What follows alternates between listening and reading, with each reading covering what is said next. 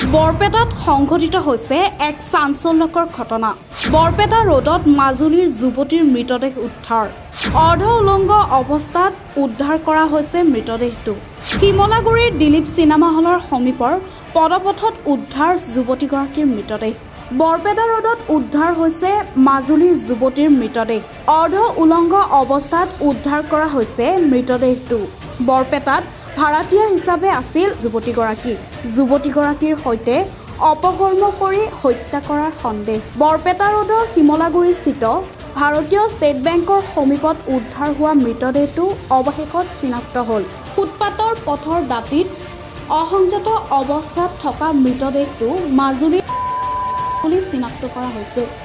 মাজুলীৰ বৰপেটাত আছিল ভাড়াতীয়া হিচাপে। যুৱতীগৰাকীক ধৰ্ষণ কৰি মাৰি পেলোৱাৰ সন্দেহ কৰা হৈছে।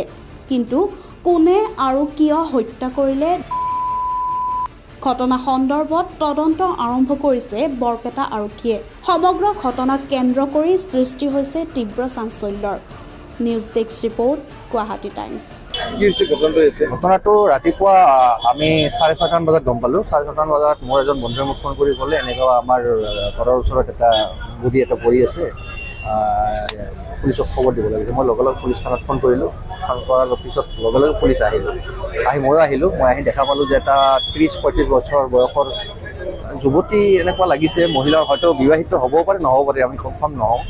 পিন্ধনত মানে কুৰ্তা আৰু পাইজামা পিন্ধা আছিলে। অলপ অসংযত অৱস্থাত দেখা পাইছোঁ। আৰু কোনোবাই হয়তো ইয়াতে হত্যা কৰি পেলাই দিয়া যেন অনুভৱ হয়। আৰু মুখেৰে যিহেতু বগা বগা ফেন ওলাই আছে, গতিকে কোনোবাই হয়তো মাৰি পেলাই দিব পাৰে। CCTV কেমেৰা আছে ওচৰতে, পুলিচে নিৰীক্ষণ কৰি আছে। হয়তো ওলাই পৰিব কোন সময়ত কোনে সংঘটিত কৰিলে মানে এনেকুৱা ঘটনা। আৰু ৰাস চলি আছে, ৰাসত লৈ মোটামুটি 12টা-1টালৈকে জনসমাগম থাকেই। খুব ব্যস্তপূৰ্ণ পথ এইটো ৰাস্তা, মেইন ৰাস্তা। তো সেই মেইন ৰাস্তাত ইমান ব্যস্ততাপূৰ্ণ সময়তো কোন সময়ত কৰিলে নিশ্চিতভাৱে এইটো 2টাৰ পিছতে কৰিব লাগিব, কাৰণ 2টাৰ আগলৈকে মানুহ থাকে। 2টাৰ পিছতে নিশ্চিতভাৱে এই ঘটনাটো সংঘটিত হৈছে। আৰু বৰপেটা ৰোডত এনে কাৰ্য আগতে সংঘটিত হোৱা নাছিল, এইটো কোন হৈছে খুব দুৰ্ভাগ্যজনক ঘটনা। আমি খুব মানে এইটো বস্তুলৈ চিন্তিত হৈ পৰিছোঁ এনে ঘটনা হোৱাৰ বাবে।